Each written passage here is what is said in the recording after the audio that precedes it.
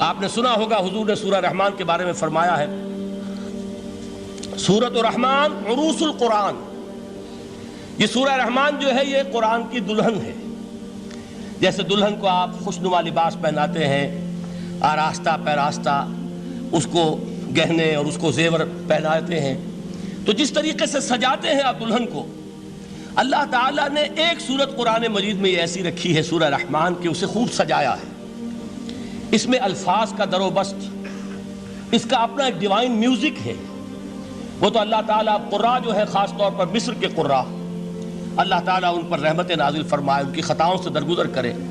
جس طرح قرآن کے انٹرنسک میوزک کو انہوں نے واضح کیا ہے۔ واقعہ یہ ہے کہ اگر یہ لوگ نہ ہوتے، شیخ عبد الباسط محمد عبد الصمد، شیخ محمود خلیل الحصری، یہ لوگ کہ جنہوں نے قرآن کے اس غنا میوزک، یہ لفظ جو ہے آپ حیران نہ ہو کہ میں یہ کوئی شاید توہین کر رہا ہوں قرآن کی، حضور نے یہ لفظ استعمال کیا ہے، تغنو، اس قرآن کو اچھی سے اچھی خوشلحانی کے ساتھ پڑھو۔ من لم یتغن بالقرآن فلیس منا، جو قرآن کو بہتر سے بہتر انداز میں، اچھی سے اچھی آواز میں، خوشلحانی کے ساتھ پڑھنے کی کوشش نہیں کرتا، وہ ہم میں سے نہیں ہے۔ بلکہ ایک مرتبہ حضور رات کے وقت آپ گشت پر تھے اپنے ساتھیوں کے حالات معلوم کرنے کے لیے۔ حضرت ابو موسیٰ اشعری رضی اللہ تعالیٰ عنہ ایک صحابی ہیں، ان کے گھر کے پاس سے گزر ہوا، وہ رات کو تہجد پڑھ رہے تھے، کھڑے ہوئے کیف کے عالم میں قرآن تلاوت کر رہے ہیں۔ حضور کو بہت پسند آئی ان کی قرات، کافی دیر تک وہاں کھڑے سنتے رہے۔ اب انہیں کیا پتا کون سن رہا ہے۔ بالکل اسی طرح سمجھ لیجئے ایک بات یاد آئی ہے، حضور فرماتے ہیں کہ جس طرح کان لگا کر اللہ قرآن کو سنتا ہے، کسی چیز کو نہیں سنتا۔ ہمیں نظر نہیں آتا نا، ہمیں معلوم نہیں ہے، ہم قرآن پڑھ رہے ہیں تو سننے والا کون ہے؟ سب سے زیادہ کان لگا کر خود اللہ۔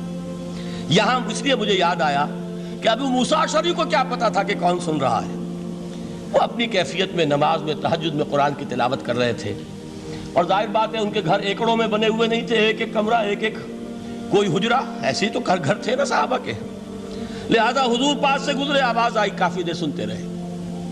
اس کے بعد آپ تشریف لے گئے، صبح فجر میں ملاقات ہوئی تو حضور نے تحسین کے انداز میں فرمایا، یا ابا موسیٰ انک قد اوتیت مزمارا من مزامیر آل داؤد، اے ابو موسیٰ تمہیں تو آل داؤد کے سازوں میں سے ایک ساز اللہ نے عطا فرما دیا ہے۔ جس طرح حضرت داؤد، لہن داؤدی مشہور ہے کہ جب وہ پچھلے پہر رات کو حمد کے ترانے الاپتے تھے، قرآن میں ہے کہ پرندے شامل ہو جاتے تھے ساتھ، اور پہاڑ وجد میں آتے تھے، پہاڑ بھی ان کے ساتھ شریک ہوتے تھے۔ تو جس طرح کا اللہ نے ان کو لہن عطا فرمایا تھا، حضور نے تحسین کے انداز میں فرمایا ہے ابو موسیٰ اشعری، اللہ نے تمہیں بھی آل داؤد کے سازوں میں سے ایک ساز عطا فرمایا۔ بہرحال قرآن مجید کا جو یہ میوزک ہے، قرآن کے الفاظ کا جو حسن ہے، جہاں تک حسن معنوی ہے وہ تو ہر لفظ میں ہے، لیکن یہ حسن ظاہری، حسن صوتی، حسن لفظی، یہ اپنے کلائمیکس پر آپ کو نظر آئے گا سورہ رحمان میں۔ لیکن قرآن میں یہ سورت اس اعتبار سے بھی ممتاز ہے، اس کی 4 آیات پر ذرا توجہ کریں گے، عجیب حقائق سامنے آئیں گے۔ جہاں یہ قرآن مجید کے حسن صوت اور حسن لفظی کی معراج ہے، وہیں اس کی پہلی 4 آیات میں 4 چوٹی کی چیزوں کا ذکر ہے، سب سے اونچی چیزیں۔